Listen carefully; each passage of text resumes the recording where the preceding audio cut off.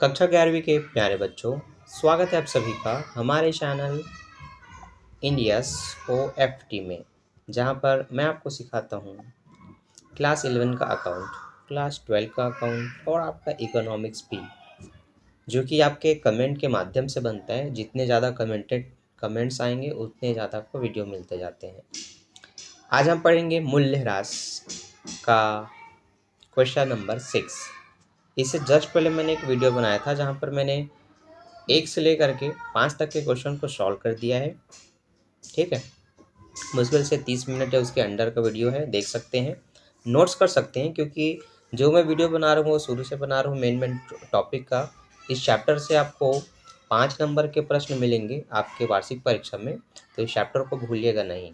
तो 5 नंबर के बड़े प्रश्न होते हैं जिसमें आप खाता बनाते हैं। दूसरा 3 नंबर का एक प्रश्न आएगा, इसमें छोटे छोटे वार्षिक राशि निकाले जाते हैं। फिर 4 नंबर का एक थ्योरी आता है, 1 नंबर का एक वस्तुनिष्ठ आते हैं। तो देख लो कितने नंबर के इस चैप्टर से क्वेश्चन आते हैं। तो ये चैप्टर बहुत इंपॉर्टेंट है, इसलिए मैं पढ़ा रहा हूँ। तो आपका काम है जो जो टॉपिक मैं कवर करवाते जा रहा हूँ उसको नोट करना, एक नोट्स बनाना, जैसे कि आप ट्यूशन जा करके या स्कूल जा करके बनाते हैं। ठीक है, तो उसी सीरीज में आगे बढ़ते हैं। आज हम क्वेश्चन नंबर 6 को सॉल्व करेंगे। ठीक है, तो बिना किसी देरी के स्टार्ट करते हैं आज का वीडियो। पेन, कॉपी, पुस्तक निकाल के बैठिए, अगर आपके पास होगा तो, नहीं तो फिर देखते रहिए, मैं तो बताते रहता हूँ। तो जल्दी जल्दी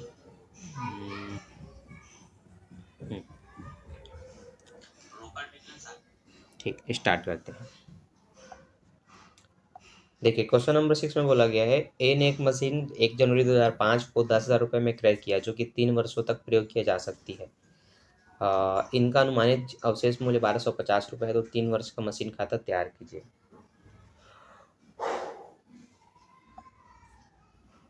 ठीक, देखिए मशीन को कितने में क्रय किया गया, अंतिम वो कब तक चलेगा। ठीक है, तो उसकी जो लाइफ होती है, जीवन काल,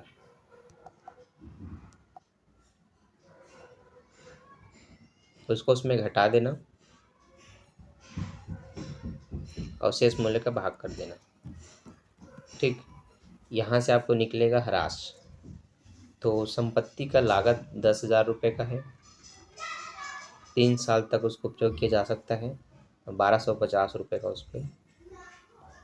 उल्टा कर दिया क्या मैं? हाँ यार, उल्टा कर दिया। ठीक, सोच ही रहा था। क्रय मूल्य में अवशेष मूल्य को घटा के जीवन काल से भाग देना है। तो क्रय मूल्य है आपका 10,000 रुपये, जिसमें से 1250 रुपये घटाना है, 3 से भाग देना है। अब 3 से जैसे ही हम भाग देंगे तो पहले घटा लेते हैं भाई। 10,000 में खर्चा जाएगा 9,000, 9,000 में 250 जाएगा 8,750। 3 से इसको डिवाइड करेंगे, 3 दूनी 6, 2 बचा, 3 या 27, 3 एक कम 3, 2 बचा, 3 छक्के 18, दशमलव में कुछ भी है छोड़ो उसको। 2,916 रुपये लेकर के आपको चलना है, वार्षिक ह्रास की राशि इस तरह से लेकर के। तो सबसे पहले हम यहाँ नीचे कार्यविधि कर लेते हैं। 10,000 में 2,916 घटाते हैं, तो ये 4, ये 8 और 0 और ये 7, ये मिलेगा। फिर से 2,916 घटाते हैं, तो 14 में 6 जाएगा 8, 7 में 1 जाएगा 6 और 10 में 9 जाएगा 1 और 6 में 2 जाएगा 4। अब इसमें अगर 2,916 घटाते हैं तो 8 में 6 जाएगा 2 और 6 में 1 जाएगा 5 और 11 में 9 जाएगा 2 और 3 में 2 जाएगा 1। ठीक, 3 साल का करना था, ये पहले साल, ये दूसरे साल, ये तीसरे साल के बाद शेष है 1252। ठीक, अब जो प्रश्न में उसमें बता रहे हैं 2008 में मशीन खाते का शेष 1250 निकलेगा।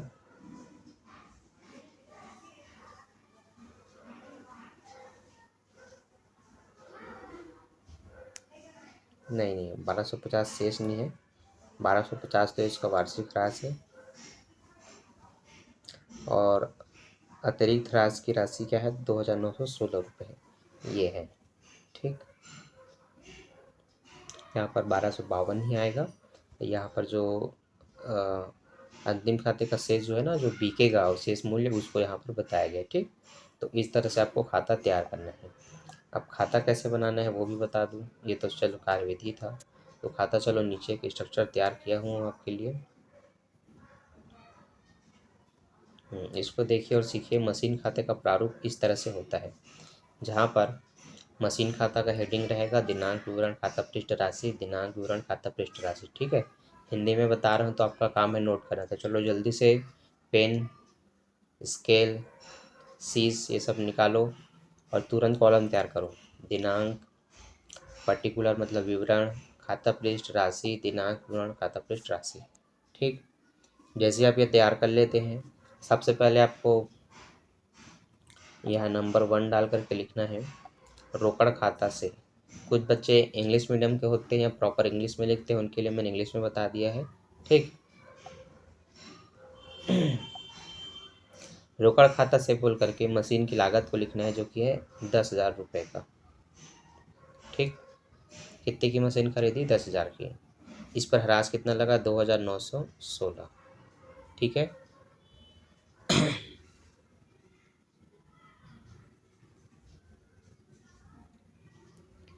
10,000 में 2,916 अगर हम घटाते हैं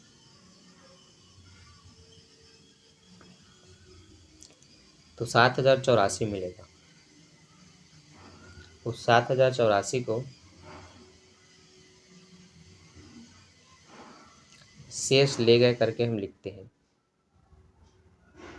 ठीक, अब इन्हीं दोनों को आपस में प्लस करेंगे और प्लस करके ऐसे नीचे 2 लाइन खींच के बैलेंस करेंगे तो ये वापस से 10,000 ही होगा। तो 10,000 यहाँ भी लिख देंगे, 10,000 यहाँ भी लिख देंगे। ठीक है, अब अगले साल में आएंगे तो अगले साल दूसरे ईयर में शेष लाया गया लिखेंगे, जहाँ पर आपको जो 7,084 है उसको लिखेंगे और इस साल फिर से इसमें 2,916 रुपये घटाएंगे। और पहले लिख लेते हैं वार्षिक ह्रास की राशि कितनी निकली। तो ह्रास खाता को लिखते हैं।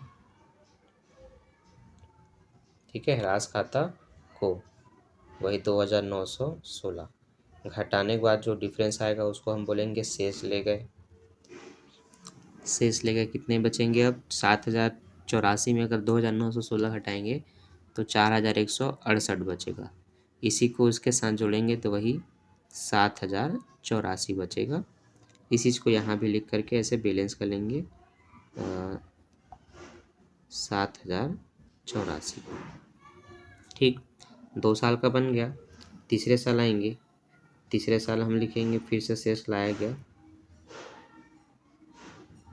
और यही जो 7,168 है उसको यहाँ, सॉरी 4,168 है, इसको यहाँ ऐसे लिखेंगे और 31 तारीख को लास्ट में ह्रास लगाया जाता है तो आप लिखेंगे ह्रास खाता को 2,916। अब फिर से इसमें 2,916 हम घटा देंगे, आपका आएगा 1252। कहेंगे शेष ले गए। जोड़ेंगे तो कितना होगा? तो जोड़ेंगे तो उतना ही होगा, 4,168। ठीक है, यहाँ पर भी लिखेंगे 4,168। 3 साल का बन गया ना, तो बस यहीं तक इसको क्लोज करते हैं। बस चौथे साल के लिए जो शेष बच गया, छोटा मोटा जो भी अमाउंट उसको यहाँ लिखना है। तो शेष लाया गया अगले साल के लिए 1252। इतना ही लिख के इस तरह से पूरा लाइन खींच के इसको क्लोज कर देंगे। ठीक है, तो देख सकते हैं मशीन खाता इस तरह से तैयार किया जाता है। ठीक है, तो मशीन खाता आपको भी बिल्कुल ऐसे ही तैयार करना है जैसे कि मैंने बनाया है।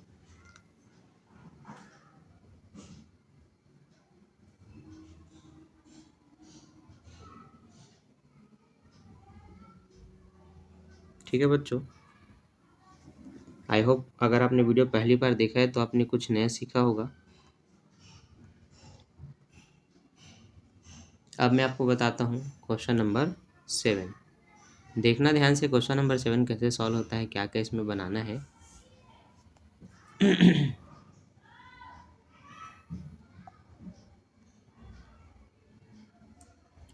क्वेश्चन नंबर 7 में पूछा गया है 1 जनवरी 2011 को एक कंपनी ने एक मशीन 50,000 रुपये में क्रय की। मशीन पर 10% वार्षिक दर से स्थायी प्रभाग पद्धतिनुसार ह्रास लगाया जाता है। 3 वर्ष का मशीन खाता तैयार कीजिए। ये बड़ा ही सिंपल और बेहतरीन प्रश्न है जहाँ पर कोई भी डिफ़िकल्टी या दिक्कत नहीं दी गई है। मशीन की लागत 50,000 है, ह्रास की दर 10% है। बस एक जीरो से जीरो काट के आपने निकाल दिया 5,000 रुपये का वार्षिक ह्रास। ठीक है, आपको भी बस इसी तरह से इसको निकालना होता है और इसी को लेकर के आप 3 साल का खाता तैयार करेंगे। तो पहले उसकी कार्यविधि आपको दिखा दूँ। 50,000 रुपये आप इस तरह से लिखेंगे, पहले साल उसमें से 5,000 रुपये घटाएंगे तो वो बचेगा 45,000 का। दूसरे साल फिर से उसमें 5,000 घटाएंगे तब वो बचेगा 40,000 का। फिर उसमें 5,000 घटाएंगे तो वो बचेगा 35,000 का। इस तरह से आपने 1 बार, 2 बार, 3 बार घटाया तो 35,000 रुपये बचा। अब आप देख सकते हैं अगर खाता 3 साल का ही बनाना होगा, 3 वर्ष का, तो फिर 35,000 तीसरे साल का शेष रहेगा। सिंपल है ना? तो वही चीज़ बनाना है। पर जो मैंने ह्रास निकाला इसका सूत्र बता दूं, संपत्ति की लागत गुणित वार्षिक ह्रास की दर बटे 100, ये करके हम निकालते हैं। तो संपत्ति की लागत आपको पता चल गया 50,000, दर है 10% बटे 100, डिवाइड किया हमने तो निकल गया 5,000 रुपये वार्षिक ह्रास, जिसको लेकर के अभी हमें खाता तैयार करना है नीचे। तो खाते का प्रारूप आपको पता है, दिनांक विवरण खाता पृष्ठ राशि, दिनांक विवरण खाता पृष्ठ राशि। ठीक है, जिसको लिखते हुए हम आगे चलते हैं। अब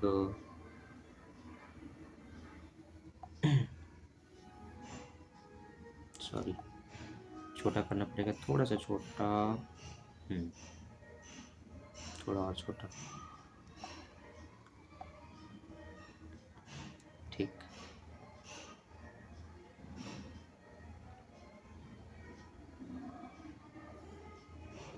खैर राशि वाले कॉलम को बस काटना है, बाकी कॉलम तो सेम रहेगा, आपको पता है, उसमें कोई बदलाव नहीं करेंगे।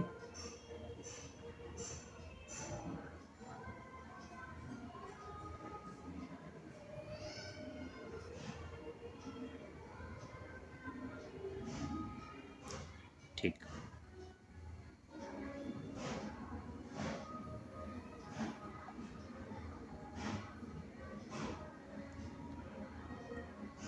चलिए अब थोड़ा खाता भी तैयार कर लेते हैं।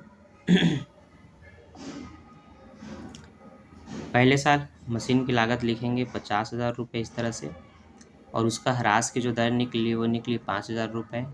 50 में 5 घटाएंगे तो 45,000 रुपये बचेगा। तो शेष लगे आपको 45,000 लिखना है, बैलेंस करना है दोनों पक्षों में। तो 50,000 ही होगा, 45 और 5, यहाँ पर भी आपको ऐसे बैलेंस कर देना डबल लाइन खींच के, यहाँ भी होगा 50,000। ठीक है, अब शेष लाया गया उसी 45 को यहाँ लिख देना है इस तरह से। ह्रास खाता को यहाँ पर 5,000 रुपये लिखना है, 45 में 5 घटाएंगे 40,000 रुपये बचेगा, और ऐसे लाइन खींच करके इसको क्लोज करेंगे 45,000 रुपये से। यहाँ पर भी आपको 45,000 रुपये लिख देना है। ठीक, वही कार्य है ना जो मैं आपको कार्यविधि में समझाया था। यहाँ पर घटा करके शेष लाया गया उसी अमाउंट को लिखना है।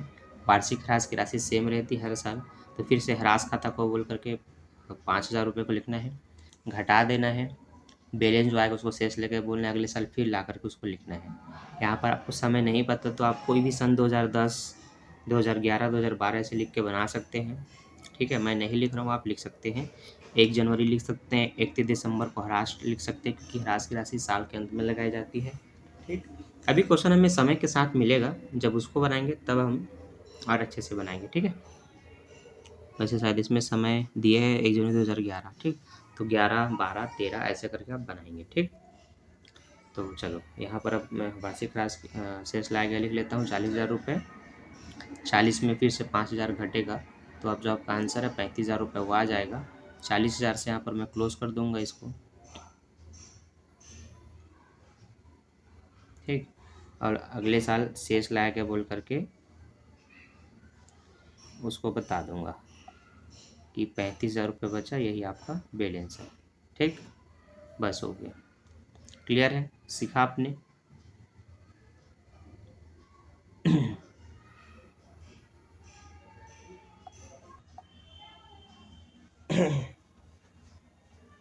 तो चलिए आगे के क्वेश्चन सॉल्व करते हैं।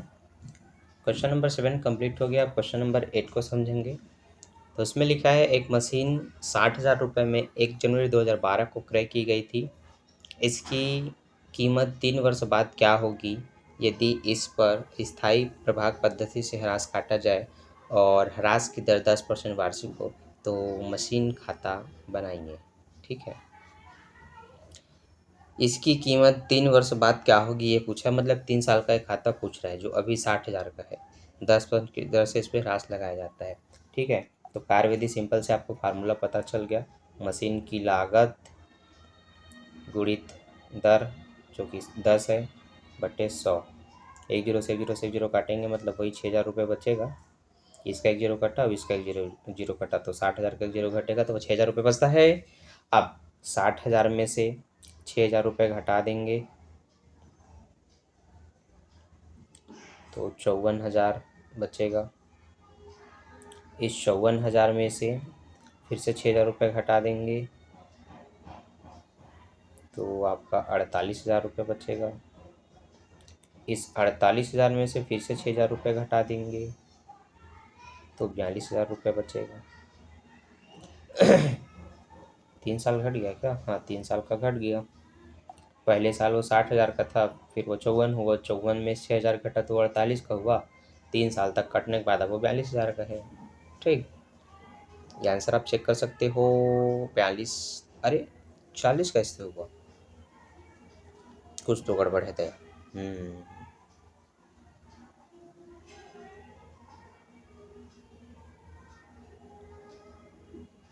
कोई गड़बड़ नहीं है, आंसर में गलती है, सुधारो इसको। तो इसको ऐसे काट के इसमें 42 लिख लेना। ठीक है, क्योंकि प्रश्न में कोई और भी बदलाव करने को बोला ही नहीं गया है तो आंसर में हम बदलाव कर ही नहीं सकते। तो याद रहे यहाँ पर ये प्रश्न का आंसर गलत दिया हुआ है। ठीक है, सुधार लेंगे, आगे बढ़ते हैं।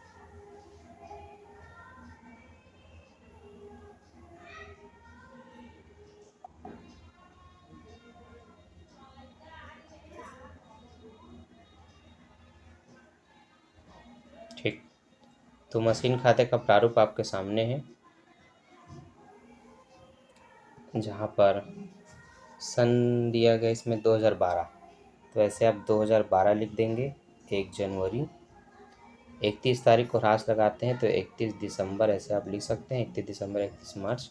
तो जनवरी से साल शुरुआत हो रहा है तो दिसंबर में समाप्त होगा। मशीन की लागत है 60,000 रुपये, तो ये हमने 60,000 रुपये लिखा। यहाँ पर उसका वार्षिक ह्रास निकला 6,000 रुपये, उसको लिखे। अब घटाएंगे दोनों को तो 54,000 बचेगा। इस 54,000 को हम बोलेंगे शेष ले गए। ठीक, और दोनों को वापस जोड़ेंगे तो वही 60,000 रुपये ही होगा। तो 60,000 यहाँ भी लिख लेंगे। आप पूरा लिखो ना, मैं जो 60 के लिख रहा हूँ उसको आप पूरा लिखो, आप स्किप मत करना। ये 60,000। ठीक, अब अगले साल आप लिखेंगे 2013, 1 जनवरी, शेष लाया गया, है ना? कितना रुपए? 54,000 रुपये। फिर से 31 तारीख को 2013 में दिसंबर के महीने में ह्रास लगा देंगे तो ह्रास खाता को 6,000 रुपये। 54 में 6 जाएगा, 48 बचेगा। तो यहाँ पर हमने ये 48 लिख दिया। ठीक, घटाएंगे तो सॉरी जोड़ेंगे तो वापस 54 आएगा। तो यहाँ पर मैंने 54 लिखा, लाइन खींच के यहाँ पर भी 54 लिख लेंगे। ठीक, आगे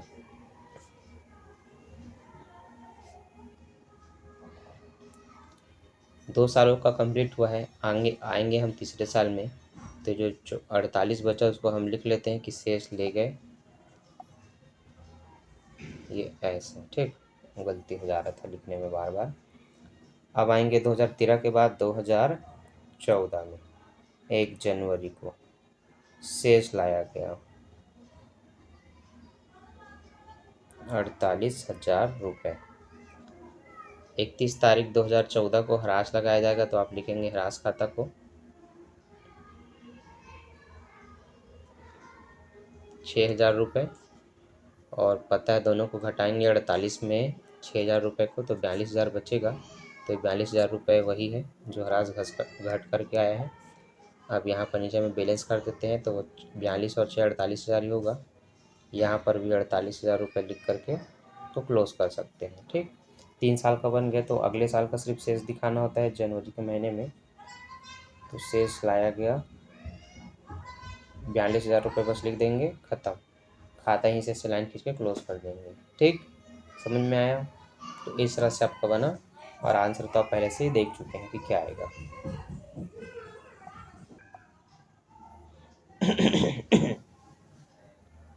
तो बच्चों अब हम देखेंगे क्वेश्चन नंबर 9। 1 जनवरी 2017 को एक कंपनी ने 1,00,000 रुपये की एक मशीन खरीदी। उसी वर्ष 1 जुलाई को 50,000 रुपये में दूसरी मशीन खरीदी। खाते के दिसंबर को प्रतिवर्ष बंद होते हैं। इससे यह पता चल गया कि जनवरी से शुरुआत और दिसंबर को समाप्त। ह्रास 10% वार्षिक दर से स्थायी प्रभाग पद्धति अनुसार लगाया जाता हो, तो 17 और 18 का मशीन खाता तैयार करें। 1,00,000 रुपये का मशीन खरीदा 2017 में 1 तारीख को। फिर उसी वर्ष जुलाई महीने में 50,000 का एक और यंत्र खरीदा। ठीक है, तो देखो 2017 में 2 अनमोल रतन आए। एक तो 1 जनवरी को आया 1,00,000 रुपये का, और दूसरा आया उसी महीने में जुलाई में 1 जुलाई ना, तो ये 1 जुलाई को दूसरा आया 50,000 रुपये में। ठीक, ह्रास की दर इसमें 10% है, तो याद रखना है जो 1,00,000 का है उसका ह्रास होगा 10%, 10,000 रुपये। लेकिन ये जो 50,000 है इसका 10% होगा 5,000। जुलाई का महीना मतलब आप महीने को काउंट करो, जुलाई में खरीदा तो उस दिन से लेकर के दिसंबर तक के महीने को काउंट करके ह्रास निकालना है। तो जुलाई, अगस्त, सितंबर, अक्टूबर, नवंबर, दिसंबर 6 महीने का ह्रास निकलेगा। तो इसका आधा, 6 महीने मतलब आधे साल का, तो 5,000 जो इसका 10% है उसका भी आधा कर दो तो 2,500 रुपये निकलेगा। तो पहले साल ह्रास की दर रहेगी 12,500 ह्रास की राशि। ठीक, दूसरे साल 1,00,000 में 10,000 घटेगा तो वो हो जाए रहेगा 90,000 का, और जो 50,000 का उसमें से 2,500 घटाएंगे तो वो हो जाएगा 47,500 का। अब इसमें से इस साल 5,000 रुपये घटेगा, क्योंकि एक्चुअल में इसका वार्षिक ह्रास 10% मूल लागत पर 5,000 निकलेगा। स्थायी किस पद्धति में मूल लागत पर निकालते हैं, जो कि इसकी मूल लागत 50 ही रहेगी, वो नहीं बदलेगा, और इसका भाई वही 10,000 रुपये। अब ये आएगा 80,000 का, और ये आएगा अपना 47 में 5 क्या 42,500 का। ठीक, तो आंसर दिया है क्या, देख सकते हैं, शायद इसको मिटाना पड़ेगा। ठीक, आंसर तो कुछ दिया ही नहीं है। ठीक है, तो 2 साल का मशीन खाता तैयार करने को बोला है ना, चलो तैयार करते हैं। लेकिन आपको पता चल गया ना, 2 मशीनें खरीदे और 1 जुलाई को खरीदा, तो आपको 6 महीने का ह्रास निकालना है। ठीक है, चलो यहाँ पर मैं इसको तैयार कर लेता हूँ, मशीन खाते में बनाना स्टार्ट करते हैं। जो भी तारीख था 1 जनवरी को सबसे पहले उसने खरीदा है 1,00,000 रुपये में। तो चलो भाई जगह को क्रॉस करके ऐसे 1,00,000 रुपये लिखते हैं। फिर उसने 1 जुलाई को खरीदा, तो उसको भी रोकड़ खाते से लिखेंगे। ये रोकड़ खाता पहले के लिए, ये दूसरे के लिए, मशीन 2 जो कि है 50,000 का। ठीक, तो मैंने बोला मशीन 1 का रहेगा 10,000 और मशीन 2 का रहेगा 2,500 मतलब 2,500, कुल मिला के 12,500 रुपये रहेगा। ठीक, तो दोनों का अगर मैं टोटल करता हूँ तो इन दोनों का टोटल होगा 1,50,000। ठीक, आपको राशि के अंतर्गत करना है। अब जगह छोटा पड़े इसलिए मैं थोड़ा क्रॉस करके लिख रहा हूँ। यहाँ पर भी जो टोटल होगा वो होगा 1,50,000। ठीक है, अब 1,50,000 में अगर आप 12,000 घटाते हैं तो 1,50,000 में 10,000 जाएगा, 40, 40 में 2 गया 48, 48 में भी 500 गया, 1,47,500। तो 1,47,000 ना ना ना ना ना 37,500 होगा। 10 गए तो 40, 40 में 2,000 गया 38, 37,500 होगा। ठीक है, ठीक, 37,500। ठीक है बच्चों, अब ये जो निकला 37,500 उसको बोलेंगे शेष ले गए, और इसी को अगले साल बोलेंगे शेष लाया गया। ठीक, तो ये अगर 2017 था तो अब आ जाएंगे 2018 में, है ना। 17 और 18 का खाता पूछा था, 1 जनवरी को शेष लाया गया।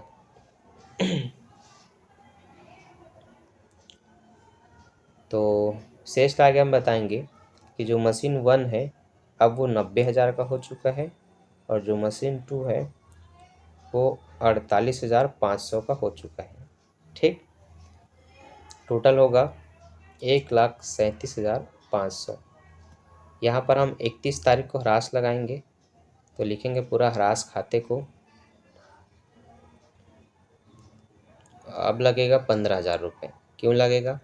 क्योंकि पहले का होता है 1,00,000 का 10% 10,000, दूसरा जो 50,000 का है उसका 10% 5,000, कुल मिला के 15,000 रुपये।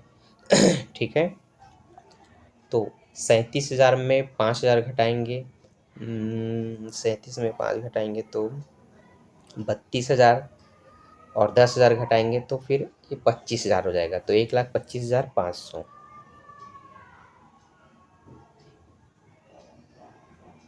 ठीक, बैलेंस कर देंगे 1,37,500 से,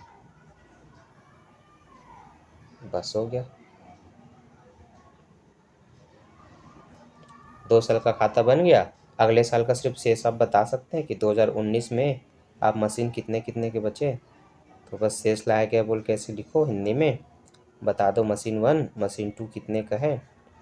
तो मशीन 1 जो 90,000 का था 10,000 घटने के बाद 80,000 का हो गया होगा, और जो 1,47,000 कुछ का था 250 का, उसमें अगर 50,000, हाँ 47,000। ठीक है, ये मैं गलत लिखा था।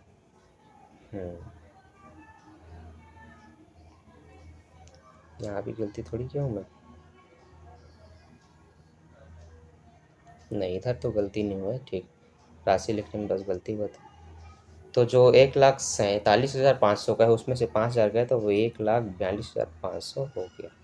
ठीक, बस इसी को टोटल 1,25,500 जो समथिंग आया था वो लिख करके बस इसको ऐसे क्लोज कर देंगे। ठीक है बच्चों, तो इस तरह से हमने आज कंप्लीट किया क्वेश्चन नंबर 9 को। ठीक, 10 के बाद से आगे का जो क्वेश्चन है वो हम करेंगे नेक्स्ट वीडियो में।